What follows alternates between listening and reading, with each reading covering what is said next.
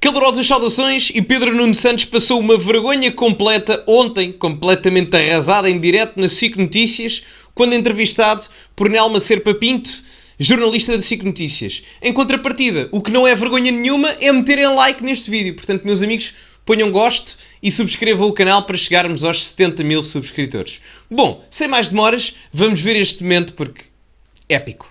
Ontem António Costa admitiu que há problemas por resolver no país e os portugueses sabem perfeitamente disso. Acha-se uma alternativa suficientemente diferente de António Costa para os portugueses não terem que fugir do Partido Socialista para procurarem essa melhoria e essa resolução dos problemas que o próprio António Costa admitiu que existem? Excelente pergunta. Antes de ele responder, só um pormenor interessante por parte do Pedro Nuno Santos. O homem que quer representar a classe operária vestiu-se à moda de um dos maiores capitalistas de sempre, Steve Jobs, não é? Isto é uma espécie do Steve Jobs de São João da Madeira. Até tinha um Porsche e tudo, portanto até faz sentido. Não, António Costa admitiu que havia problemas, haverá sempre, infelizmente, admitiu que havia problemas, mas não deixou de referir, aliás, ele e eu hoje, aquilo que foram avanços da governação do PS ao longo destes 8 anos. E os portugueses fazem essa avaliação, fazem também a avaliação do que foi feito, dos avanços que tivemos. Ele está a falar e nota-se que há um desconforto, porque ele está claramente a mentir, quando ele diz nos avanços que foram feitos. Ele não deixa de ter razão, foram feitos muitos avanços. Por exemplo, nós conseguimos alcançar e avançar para o número de 4 milhões de portugueses a viverem abaixo do limiar da pobreza antes das transferências de apoios sociais do Estado. Portanto, foi um avanço muito bom. Também conseguimos avançar para os níveis de inflação mais elevados que já houve registro, pelo menos na história recente de Portugal. Também conseguimos avançar para um número de quase 2 milhões de portugueses sem médicos de família, o que obriga a quase 40% da população tenha que recorrer a seguros de saúde privados, quando o SNS diz que quer salvar toda a gente. Portanto, foram feitos avanços, efetivamente. Também foram feitos avanços na diminuição do poder de compra, que essa também é gira. E já para não falar da questão da imigração, essa então, isso aí efetivamente foi um avanço. O salário mínimo aumentou 60%, o salário médio aumentou 20%, as pensões aumentaram em média 20%, quer dizer, nós não temos todos os problemas resolvidos, não estamos ainda longe de ter os nossos problemas todos resolvidos, mas estes anos foram anos de avanço social, ao contrário da governação do PSD, que foram anos de atraso, de retrocesso social. A campanha do Pedro Nuno Santos e do Partido Socialista é literalmente dizer a culpa é do Passos Coelho. As pessoas às vezes dizem isto é empiada e não sei o quê, a culpa é do Passos. Mas continuam. O Passos Coelho, para termos noção, já não governa há 10 anos. Literalmente quase 9. Para o ano faz 10 anos. Portanto, a campanha do Partido Socialista e da esquerda em geral é o neoliberal, é o Passos Coelho, agora é o Chega, juntou-se o André Ventura e tal. Em termos de ideias concretas, nada. É dizer que se fez avanços quando na realidade avançou-se, foi na pobreza. Mas muita atenção agora, porque isto a partir daqui fica... Vejam. Já lá vão. Bem, pois já lá vão, mas são os que temos. Entretanto, estes problemas que António Costa fala são problemas que acabam por derivar de governos socialistas. Já estão há uma década no poder. Não é verdade, porque são problemas muito deles, muito antigos. Nós Uma década também é muito tempo. Não se resolvem os problemas todos e não tenhamos essa ilusão. Agora é preciso continuar a resolver.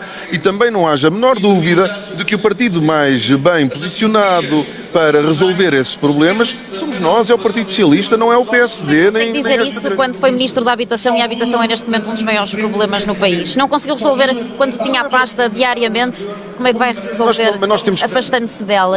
Nós temos que... Epá, tão boa. Peço desculpa. Excelente trabalho jornalístico, porque eu sei que os portugueses têm a memória curta, mas este senhor era Ministro das Infraestruturas e da Habitação. Ele era tão capaz, que quando saiu da pasta teve que se dividir em 2 ministérios, como se já houvesse poucos. Portanto, excelente questão colocada aqui pelo jornalista, quando diz, bom, mas se com a habitação, pelo qual o Pedro Nuno Santos foi Ministro quase 3 anos, havia os problemas que existia, como é que agora, a liderar um governo que ele próprio vai titular, ou tutelar, no caso, como é que a situação vai melhorar? E a realidade é que não vai, não é? Há um conhecido meu, Marco Pinheiro, um abraço para ele da Zuga TV, que diz: a esquerda cria problemas, ou melhor, cria soluções para os problemas que apresenta. E quer isto dizer que a esquerda, em termos práticos, parte as pernas, ou parte-vos as pernas, entre aspas, para depois vos oferecer muletas. Eu parti-vos as pernas, então tomem lá muletas, que é os subsídios, a subsídio à dependência posterior, enfim, falta de iniciativa privada. Falar também sobre o tema a sério.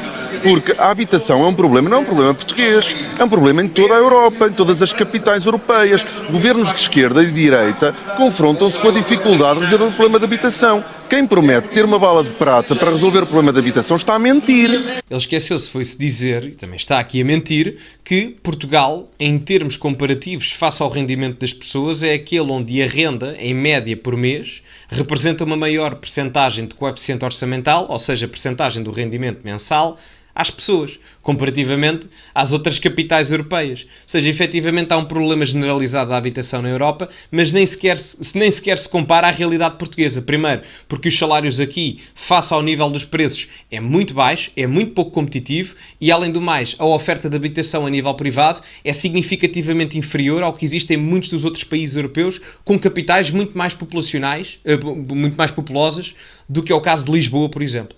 Agora, o que nós lançámos o maior plano de investimento público na área da habitação. Outros governos no passado tivessem feito o mesmo. A primeira legislatura da tua legislatura com António Costa teve menos investimento público, genericamente falando, do que Passos Coelho na primeira que teve, entre 2011 e 2015. Portanto, com a intervenção da Troika. Mesmo que nós estaríamos melhor.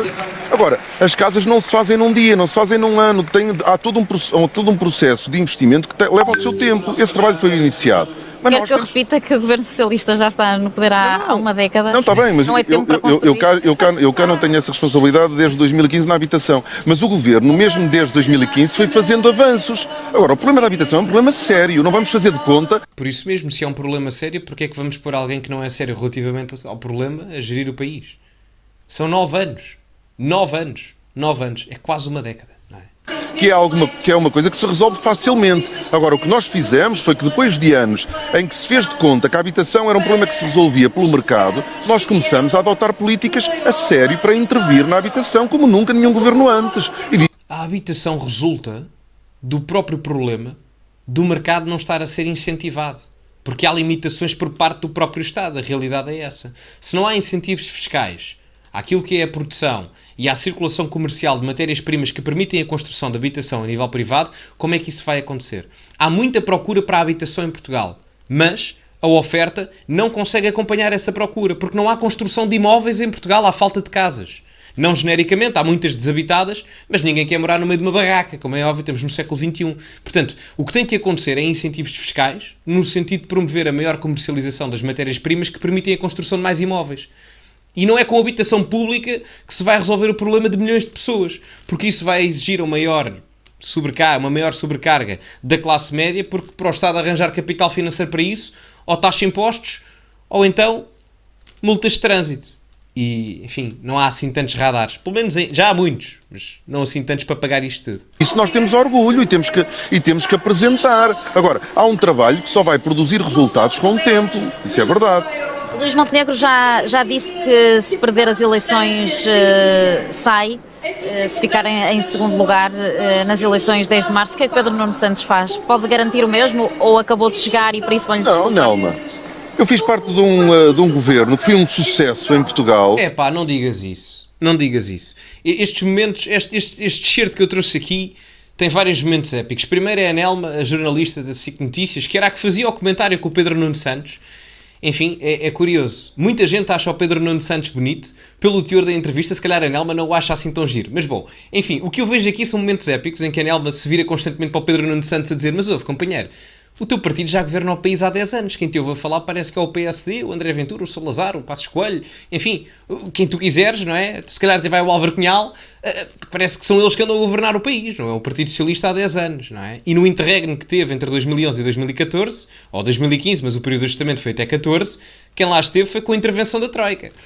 Quem eu ouvo falar é ridículo. E depois diz, foi um governo de sucesso. Há 3 governos, dos 3 últimos governos de António Costa, só um é que chegou ao fim. Como é que é um sucesso?